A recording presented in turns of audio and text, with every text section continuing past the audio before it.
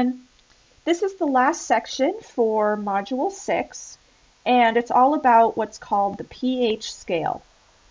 So the pH scale is used to describe the acidity or basicity of solutions. Now, this can be really important, for instance, in medical fields. So if you give a urine sample at the doctor's office, they might check to see how acidic or basic it is, and they'll use the pH scale in order to do that. So you can see they're dipping a stick into the urine there, and they're going to see how acidic or basic it is, and that can tell doctors a lot of information. So again, the pH of a solution is used to indicate the acidity of a solution, and it has values that usually range from 0 to 14. So a typical pH scale, again, goes from 0 to 14, and then right in the middle is 7. So if a solution has a pH of 0 to 7, somewhere in that range, it's considered to be acidic. And if a solution has a pH between 7 and 14, it's considered basic. And if a solution has a pH of 7, then it's considered neutral. All right, so down below we can see this little summary chart here. So again, acidic solutions have a pH less than 7.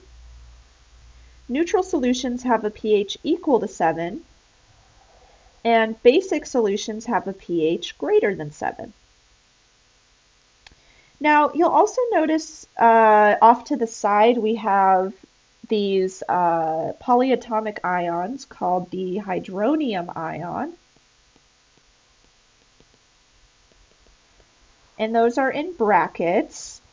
And there's a scale there. So let's talk about that a little bit.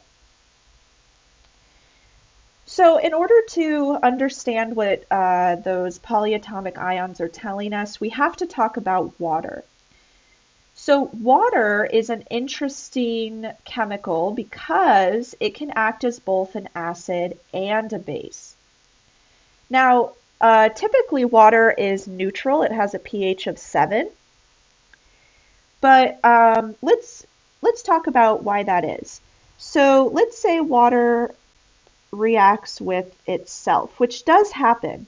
So if you just have a glass of water sitting out, water does react with itself. Now, one water molecule can act as the acid and donate a hydrogen ion, and the other water molecule can act as a base and accept a hydrogen ion. So remember when we talked about acids and bases a long time ago, we talked about how acids donate hydrogen ions in solution, and then bases will yield hydroxide ions, but another definition of a base is that it can accept hydrogen ions. So, there's more than one definition for acids and bases here. All right, so when this happens, we end up forming OH minus.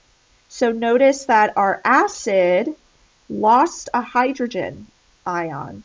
So it became the hydroxide ion. And then oops, oh geez, my iPad's going crazy. Okay, and then the other water molecule gained a hydrogen ion, so it became H3O plus. So essentially that first water molecule, it split apart into H plus and OH minus, and that makes one water molecule.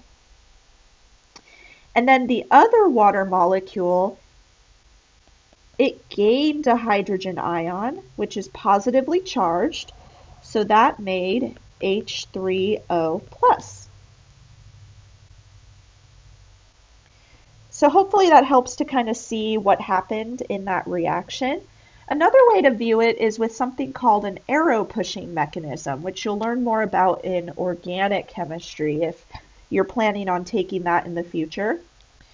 So an arrow pushing mechanism kind of shows, what takes what.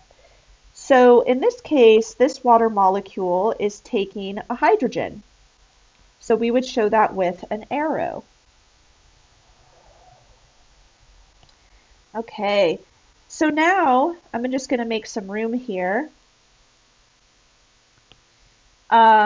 We can refer to water as being amphoteric. And amphoteric means that something can act as an acid and a base.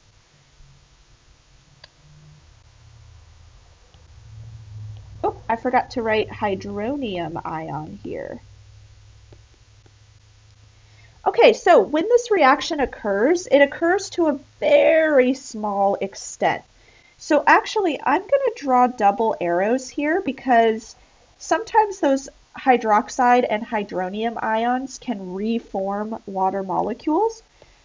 So we do need a double arrow, and I'm just going to show that most of the time we have full water molecules, and only some of the water molecules turn into these ions. So I showed a little arrow going to the right because this only occurs to a small extent.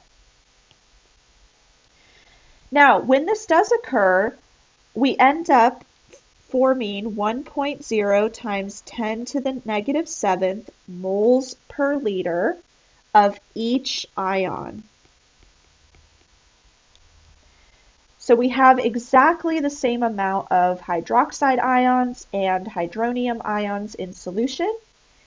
And again, that's a really, really tiny amount of ions that have formed. So if, let's say, we add an acid to this solution or to this water, that's going to increase the hydronium ion concentration. So for instance, let's say we add hydrochloric acid to our water. Again, hydrochloric acid will be the acid, so it's going to donate a hydrogen, and water, in this instance, will act as a base. So then we end up forming chloride ions because hydrochloric acid will give up its hydrogen and will form hydronium ions as well. So in this instance, we would have a huge amount of hydronium ions because hydrochloric acid is a really strong acid. So it's going to give up all of its hydrogen ions to form hydronium ions. So now, if you have a really high concentration of hydronium ions, so we're going to write that as H3O plus in brackets, so that indicates concentration. If that's greater than 1.0 times 10 to the negative 7th moles per liter, then we have an acid.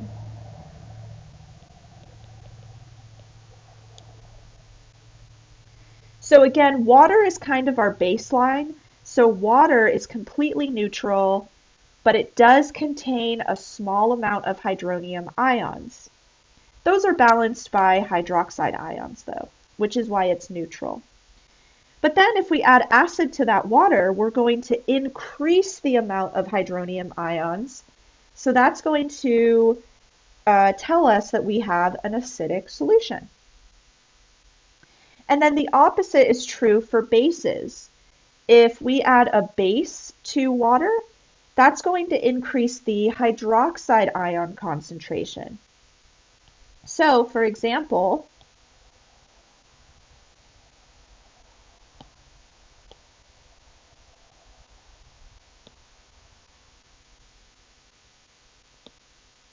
just going to make some room here.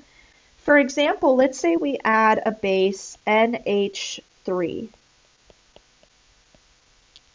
So if NH3 is our base, water will act as our acid. And again, bases accept H plus, and acids donate H plus. So this is going to give us the polyatomic ion NH4 because NH3 gained a hydrogen. And then water is going to lose a hydrogen and become OH minus. Okay, so now if OH minus is increasing in our solution, that means that we'll have a concentration of OH minus that is greater than 1.0 times 10 to the negative 7th. And that means we have a basic solution. So these are just things to keep in mind as we go forward. But if we go back to that chart on the last slide, another way to define an acidic solution is that the hydronium ion concentration is greater than 1 times 10 to the negative 7th moles per liter. A neutral solution, like water, will have a hydronium ion concentration equal to 1 times 10 to the negative 7th. And then a basic solution will have a concentration of hydronium ions less than 1 times 10 to the negative 7th. Now, the reason this is important is because we're going to learn how to calculate pH. And in order to do that, we need the concentration of these hydronium ions. Okay, so we can determine the pH of a solution using different methods. So for instance, we can use something called a pH meter or an electrode. And basically, you have this electrode that you stick into your solution. And first you have to calibrate it or else it won't work properly. But once it's calibrated, you can put it into your solution and then you get a readout of what your pH is. So for instance, here it says we have a pH of 4, which is acidic, and the temperature is 25 degrees Celsius. Another option is to use pH paper. And pH paper is useful if you just kind of need a general idea of your pH. You don't need an exact pH value like you could get with the pH meter. So pH paper has these different colors. So for instance, if you dip this paper in an acid, it will turn kind of a reddish orange color. If you dip it into a base, it will turn a greenish blue color. So again, you just kind of get a general idea. And then you can also use other types of indicators that turn different colors corresponding to different pH values. So in C, you can actually use cabbage juice in order to determine the pH of your solution. So acidic solutions are kind of a pinkish color, neutral solutions are sort of bluish green, and then basic solutions are more of a yellowish color. And there are other types of chemicals that you can use too. There's a whole range of pH indicators that are out there. Okay, so let's look at some examples of solutions we might come across in our day-to-day life and see if they're acidic, neutral, or basic. So again, values that are between 0 and approximately 7, those are acidic. So that would be things like lemon juice, soda, fruits are typically acidic. Tomato is a fruit, so that's acidic. Coffee is a little bit acidic. Milk is actually a little bit acidic. It has a pH value of 6.4. Urine has a pH value of around 6, as long as there's, nothing wrong there. And then we get into water. So pure water has a pH of 7 exactly.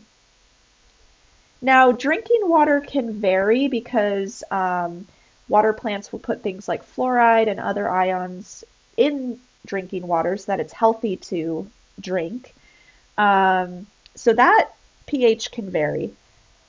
Blood has a pH of about 7.4. Detergents are basic, so we've kind of gone past 7 here. Detergents have a pH of about 8 to 9. Salt water has a pH of about 8.5. Bleach has a pH of 12, so that's very basic. And then sodium hydroxide has a pH of 14, so that's super basic. So just some things, to kind of help you see what's acidic, what's basic, what that means. So let's do a learning check. Let's identify each solution below as acidic, basic, or neutral. So let's say we have HCl with a pH of 1.5. Is that acidic, basic, or neutral? So it's also kind of in the name, right? HCl is hydrochloric acid, so that is an acid. So that would be an acidic solution. What about pancreatic fluid? That has a concentration of hydronium ions equal to 1 times 10 to the negative 8th moles per liter. So remember, if H3O plus has a concentration greater than 1 times 10 to the negative 7th, it's acidic. But if it has a concentration less than 1 times 10 to the negative 7th, it's basic. So in this case, is 1 times 10 to the negative 8th greater than or less than 1 times 10 to the negative 7th? It's less than. So if we have 10 to the negative 8th, that means we have an even smaller number than 1 times 10 to the negative 7th. So that means we have a basic solution. So sometimes it helps to also write those numbers out. So if you want to write them in standard notation, that might help you see how it's smaller than 1 times 10 to the negative 7th. All right, so now what if we have a can of Sprite with a pH of 3? Is that acidic, basic, or neutral? Acidic. That is less than 7. Okay, and then we have a solution with a pH equal to 7. Is that acidic, basic, or neutral? Neutral. And our last problem, we have a solution with a concentration of hydronium ions that's equal to 5 times 10 to the negative 12. So is that greater than or less than 1 times 10 to the negative 7th?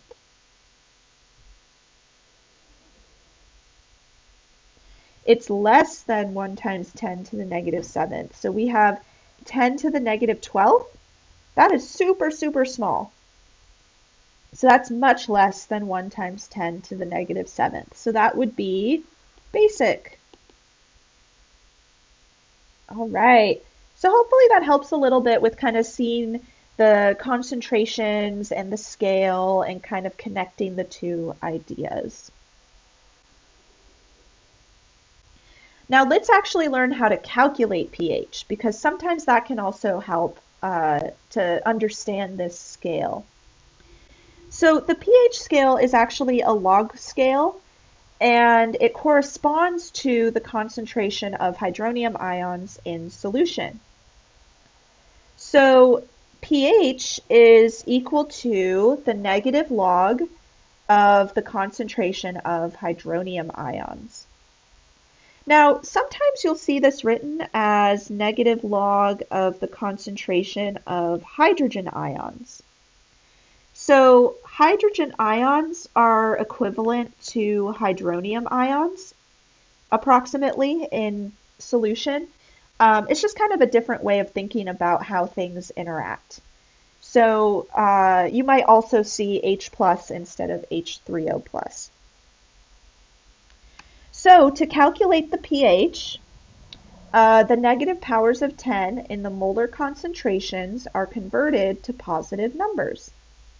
So if the concentration of H3O plus is 1 times 10 to the negative 2 moles per liter, we're just going to plug that into the pH equation. So pH will equal negative log 1 times 10 to the negative 2, and that's going to give us positive 2 at the very end. So you might want to practice plugging this into your calculator and make sure that you get the same answer. So you should get a positive number at the end. All right. Now, sig figs with pH is a little strange, so let's go over that really quickly. So to determine the number of significant figures in the pH value, the number of decimal places in the pH value is the same as the number of significant figures in the coefficient of the concentration. So for example, we just talked about a concentration equal to 1 times 10 to the negative 2. So we're really interested in that coefficient. And there are 2 sig figs in that coefficient. So that's going to tell us the number of decimal places in the pH value. So notice that we have 2 decimal places in our pH value. All right. Now, another thing to keep in mind with the pH scale is that because this is a logarithmic scale or a log scale, if you have a change of 1 pH unit, that actually corresponds to a 10-fold change in the concentration of the hydronium ions. So for instance, a pH of 2 means that you have a concentration equal to 1 times 10 to the negative 2. And if you have a pH of 3, so we're just increasing the pH by 1, that means you have a concentration of hydronium ions equal to 1 times 10 to the negative 3. So that is a 10-fold change. So even though pH only goes up or down by 1, the concentration actually increases or decreases by a factor of 10. So that is actually a pretty large change. So just something to keep in mind. So let's actually do a pH calculation here. So aspirin, which is also known as acetylsalicylic acid, try saying that 10 times fast, was the first non-steroidal anti-inflammatory drug used to alleviate pain and fever. If a solution of aspirin has a hydronium ion concentration equal to 1.7 times 10 to the negative 3 moles per liter, what is the pH of the solution? And down below you can see the structure for aspirin. All of the black spheres are carbon atoms, all of the white spheres are hydrogen atoms, and all of the red spheres are oxygen atoms. So you can kind of see how they're all connected, and there's actually a 6-membered ring there with 6 carbons. And then you can also see that there are single bonds and double bonds in that structure as well. So when you go on to general chemistry, you'll get to kind of see more of these structures. Okay, so let's calculate the pH of aspirin. Now, it's kind of in the name. We should expect our pH to be less than 7 because it's an acid here. But let's see if that's true. So pH, remember, is equal to negative log of the concentration of H3O plus. So we're just going to plug in the concentration, 1.7 times 10 to the negative 3. So that was the concentration we were given. All right, so let's plug that into our calculators. Now, depending on your calculator, you might have to enter the concentration first, then hit log, then hit negative. Or you can just plug it in as shown. It just depends on how your calculator works. Okay, so negative log 1.7, and then I'm going to use the e function. So second e, negative 3. So I get 2.77. And again, I have 2 decimal places because my coefficient had 2 sig figs. Now make sure you get the same answer with your calculator. If you do have trouble plugging this into your calculator, just let me know and I can help you out with that. All right, so that is what we expected. We expected a pH lower than 7 because this is acetylsalicylic acid. Okay, and then here are these solution slides. And again, here they show kind of the steps to take when plugging this into your calculator. It really depends on your calculator, so, just make sure that you're getting the same answer. Let's do another problem. Let's find the pH of a solution with a hydronium ion concentration of 4 times 10 to the negative 5th. And if you want to try this one on your own first, feel free to pause the video and then we'll go over it together.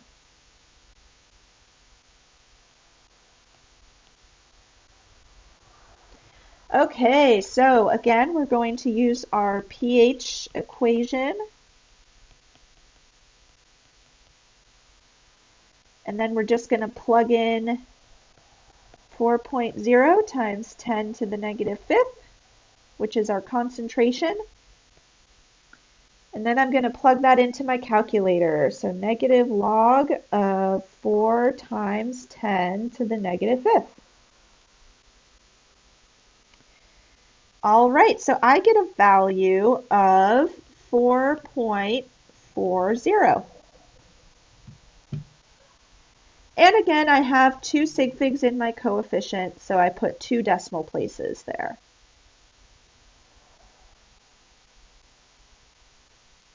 All right. Looks like we got the same answer as the solution slide. Great. Now, what if we want to go in the opposite direction? What if we're given a pH value and we want to calculate the concentration of the hydronium ions? So what's really cool is that we just kind of flip the equation we just saw.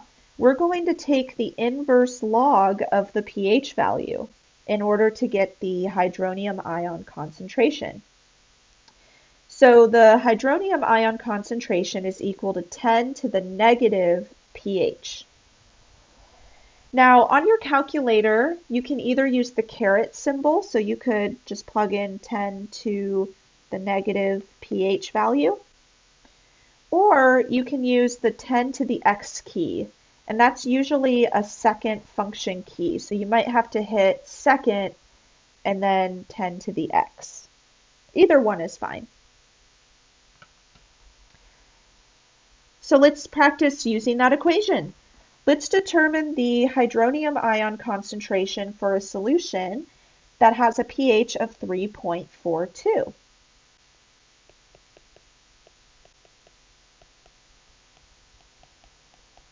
All right, so that equals 10 to the negative pH. So we're just going to plug in negative 3.42. And if we put that into our calculators,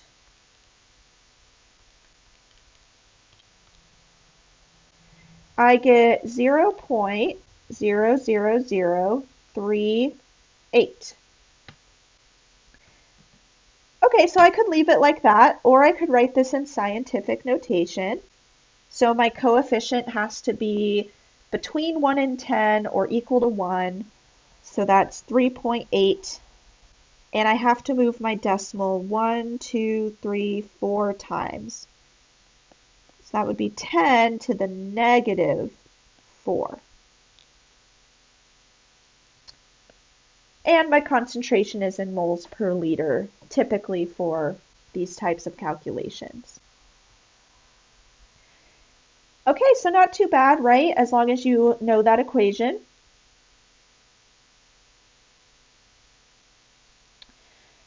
Oh, so actually there is one more section I wanted to cover, but I think I'll do this in a separate video.